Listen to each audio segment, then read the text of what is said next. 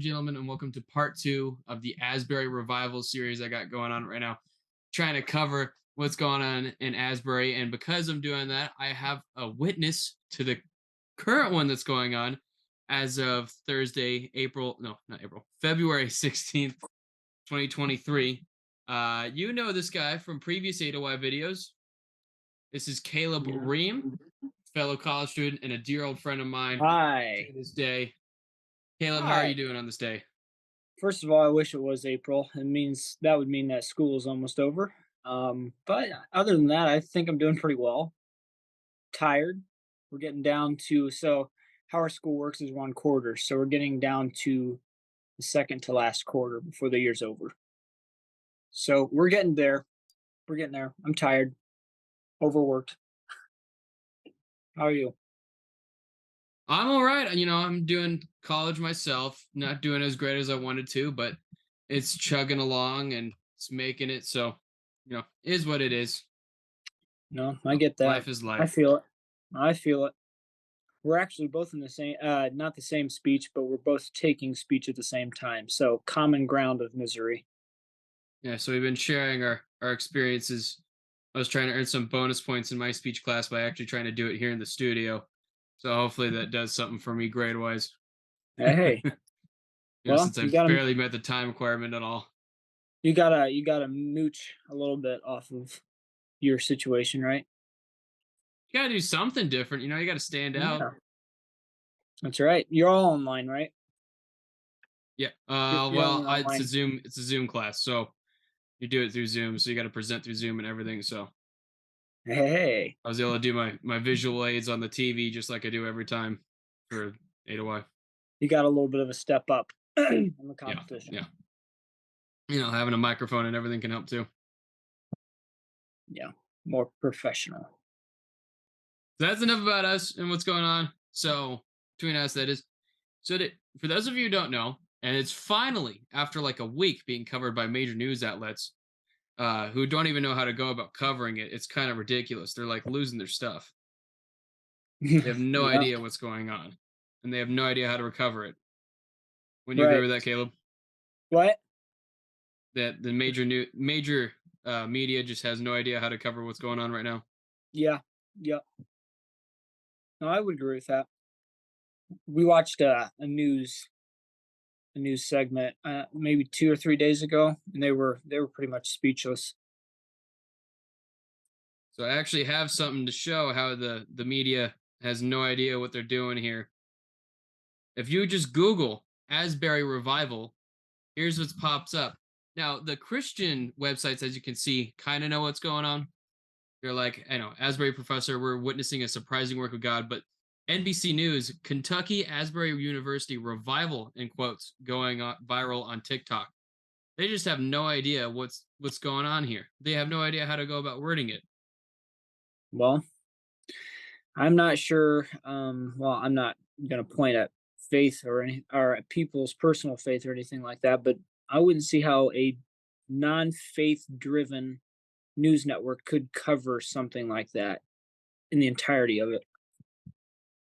So, what is going on? It's at Asbury University in Wilmore, Kentucky. It's a couple miles from where you and I went on vacation in Lexington, and you just went there yourself. So, what's going Yeah. on?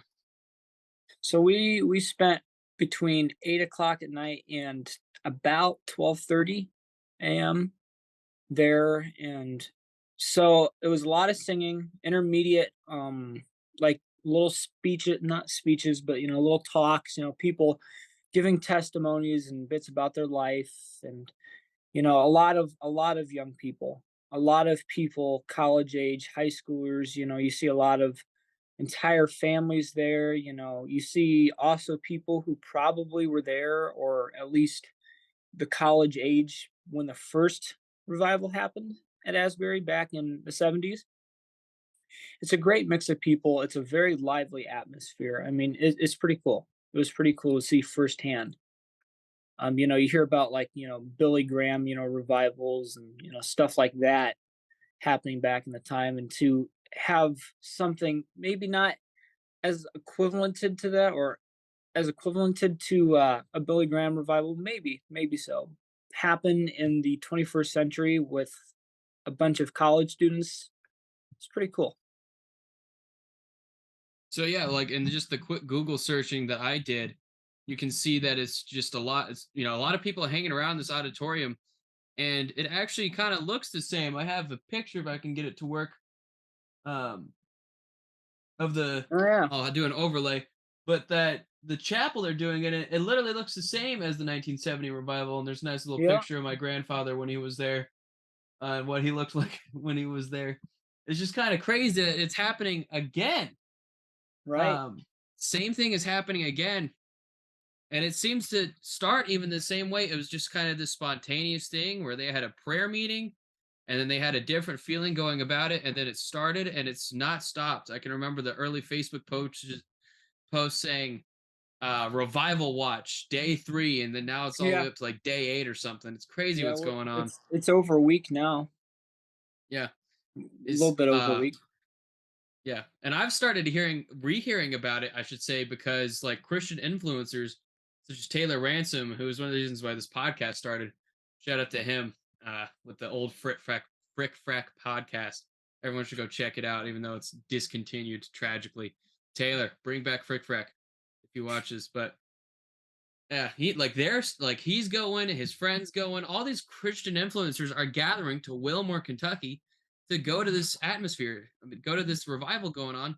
So Caleb, why were you there? Why did you drive from Ohio to Kentucky, It south of was Lexington to go to this revival? after school.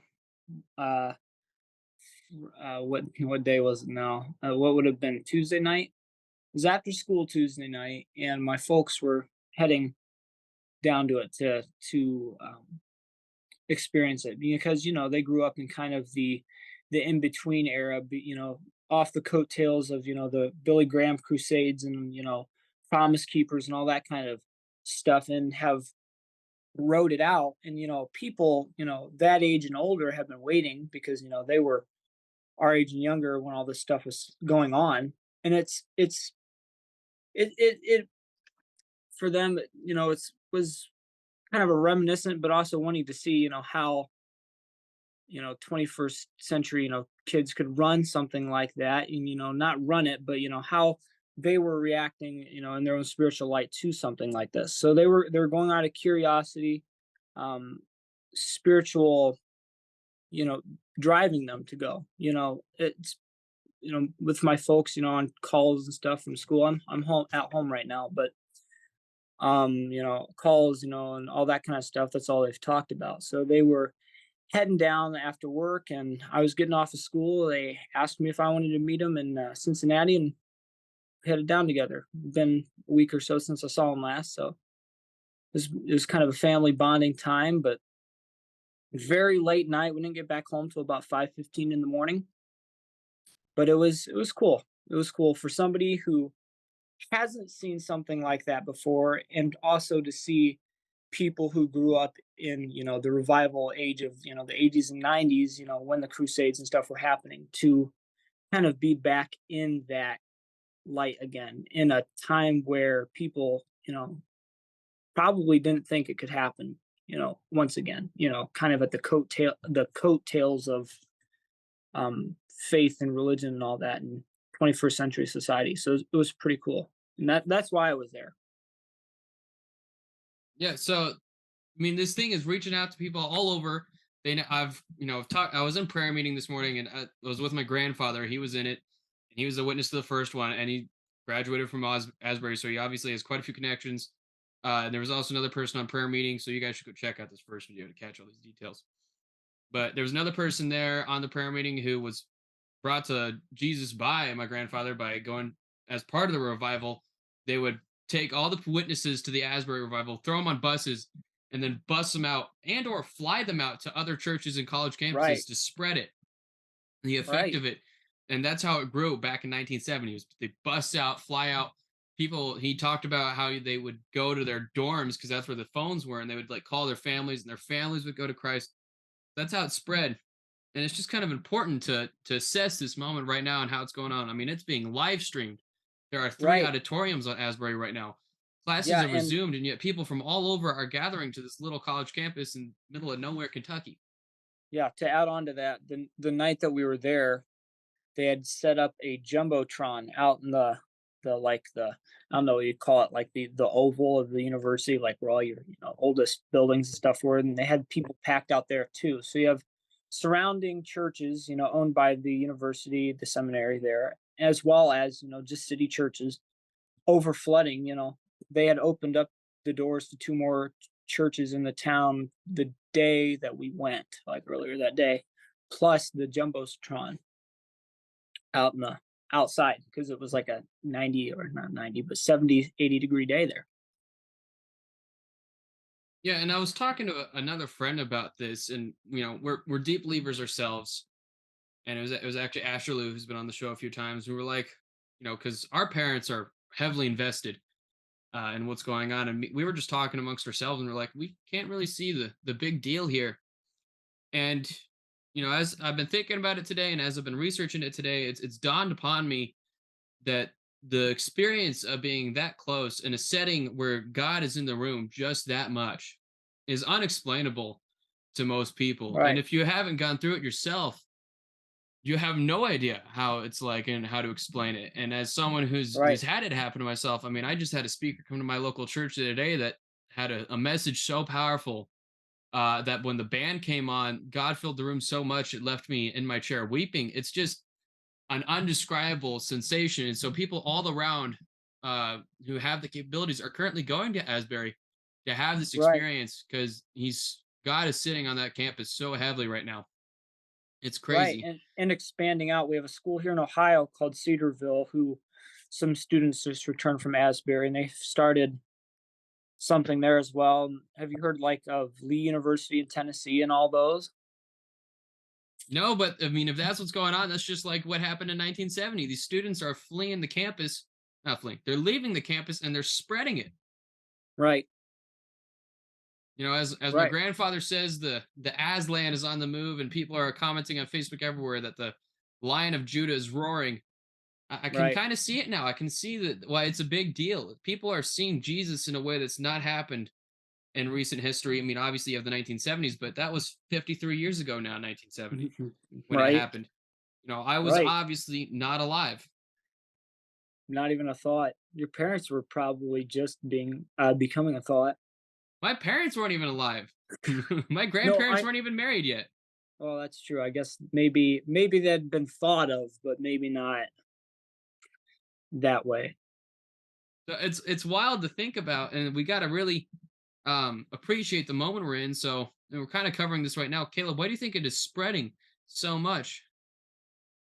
I think because certain individuals who have attended the revival, this is a personal, this is me saying what I think, but I think that God appointed people at the revival to be the fishers of men and go out, who were moved in a certain way, but also know how to communicate that feeling to people and communicate and know the need for that, type of movement at other places.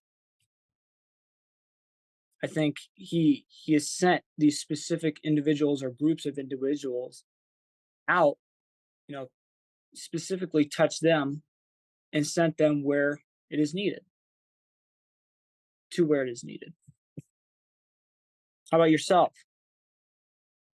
I kind of already hit on this. It's unexplainable truly what's going on if you haven't been around something like this. So you can't put it into words. But Right. I think people are finally realizing that their lives don't have that fullness, that their lives are lacking in certain ways, and they're searching for things to happen. And when you see this auditorium full of people, you're naturally curious as to what's going on. So right now they have it live streamed and it's being posted everywhere, and all those students are posting about it. And then finally, Oh all the yeah. major news outlets are covering it. It started, with the college sharing it, and then alumni sharing it, and then it worked its way up to religious commentators sharing it. Now it's worked its all the way up to NBC. So Right. it's just spreading like wildfire, which kind of leads me to the question. I asked my grandfather this, who's at the first the 1971, and he told me that that wasn't even the first revival to happen at Asbury. You Oh, guys should go really? watch the video, but apparently it happened in 1950 and beforehand. So we Wow. really need to. That shows that it can't happen and it can't be repeated. So Caleb, ask you, do you think this, what's happening right now, it's not even over yet, but do you think this could be repeated again in the future? Well, yeah, I do believe so. If the spirit moves in that way and moves people in that way, I think it could be. Do you So think I yes, think it could be too. yes, I definitely agree. yes, But it certainly seemingly requires the right circumstances and the right people at the right time. And it really right, do it, ultimately that just translates to God's intervention in the situation. right, right. So we're really flying through these questions here I had for you. How important do you think that this moment is, certainly in this moment and then maybe even in history?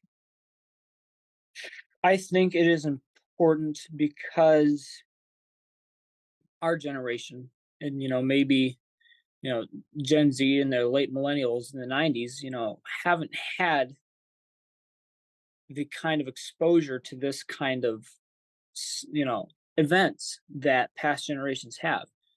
Our country went has gone steadily, down like the rest of the world in church attendance and evangelists and speakers and stuff. Billy Graham was on the scene for 60 years and was on fire for those 60 years, and we had promise keepers and you had revivals here and there, and to why I think it's important at this point in history is because it's kind of like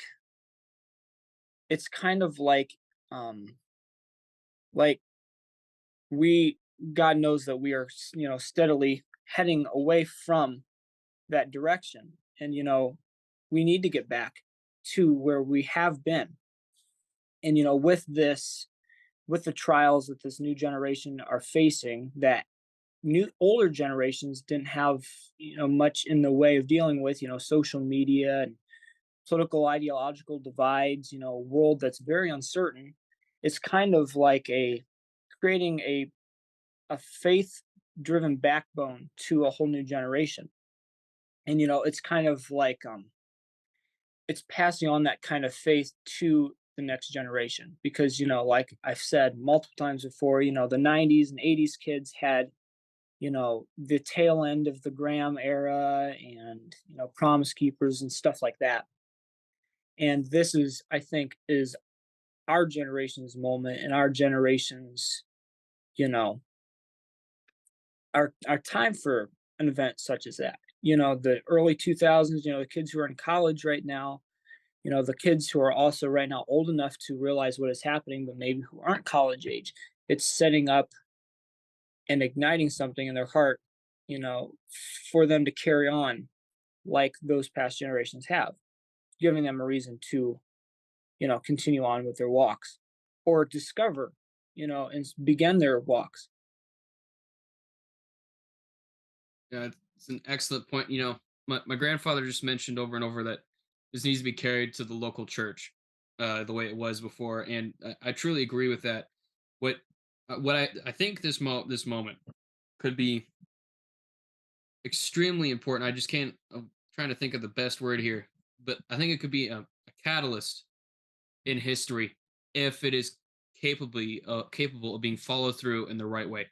One of the reasons why I Right, do this show is I hope to create more A to Ys. I hope to create more people passionate about the Gospels and about the truth of Jesus, that they can share it and spread it and live by the way that the Bible teaches you.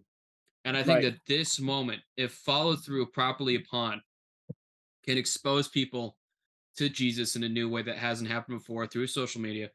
And I think I've already seen it inspire others to be more bold in their faith, because now there are others among them, and people are kind of seeing, as people gather to Wilmore, they're seeing that there are more like you. You are not alone in this, and right, people are starting to become braver, and they're starting to be right, willing to be more and speak out and do more as people of faith. If this moment is followed through upon, this could be just as important, if not more, than the 1970 revival. right. Generation in need of, you know, something like that. And we're the next generation that in need of something like that, obviously. It's just like I advocate on the show. People need something more to them than themselves to live for, and the scriptures can offer that. If you follow the gospel and you follow the truths of Jesus, you will have more to live for than just yourself, which is the rut that so many people are falling in today. They're just worried about themselves. But if you can look outside of yourself into something bigger, something greater, it's just like the team effect. If you're on a team and you lose your individuality and you start worrying about how the team wins, you're starting to think about greater things than yourself. And that's how you lead to team success. And that's how you will lead yourself to more success as a human being when you start to think outside of yourself and how you can deliver the gospel and the truths that you read to the world. Right. No, I'm on board with that. I agree with that. We're all called to be lights in the darkness. And I think that this moment is shining bright and it's creating more lights along the way. Exactly. It's giving a new generation the armor they need to keep going on. That's what I look Okay. at it as. Yeah. So do you got any closing thoughts for us? No, I think it's amazing. And in our lifetimes, it would be really cool to see something like this again. Yeah, I definitely agree. I would definitely love it to happen again, but I would like this moment to I don't really want it to end. I want it to continue. I hope maybe Right. it goes for the rest of the semester. That would be fantastic. Just Yeah. amazing. But I don't think that will happen. But one can hope. Uh Take and it yeah, all in. It's hard to come take it by. all in, be inspired, and go out and try to do more. Take notice of what's going on, and maybe do some soul searching and figure out what you can do. All right. Cool. All right, Caleb, I'd like to thank you for your time here at Ada Y. And ladies and gentlemen, we will see you next time. See ya.